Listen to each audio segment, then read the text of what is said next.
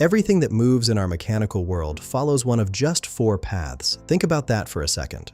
From the smallest gear in your watch to the massive robotic arms assembling cars, every single movement boils down to 4 fundamental types of motion. And if you're designing anything mechanical, understanding these 4 types isn't just helpful, it's essential. Let's start with linear motion, movement in a straight line. It's the simplest form, yet ironically, most linear actuators don't start linear at all. They begin with a spinning motor that converts rotary force into straight-line movement through a lead screw mechanism.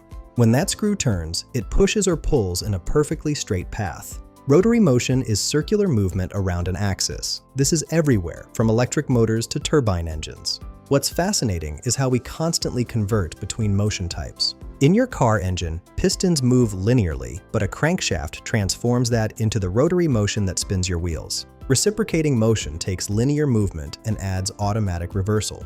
Picture a sewing machine needle moving up and down thousands of times, or industrial actuators shuttling loads back and forth on assembly lines. It's linear motion with built-in repetition. Finally, oscillating motion swings back and forth in an arc like a pendulum or playground swing. While reciprocating motion stays on a straight path, oscillation follows a curved trajectory from a central position. Understanding these 4 motion types transforms how you approach mechanical design. Every complex machine is just a clever combination of these basic movements, converted and controlled to solve specific problems. Find the link in the description below to read the full article.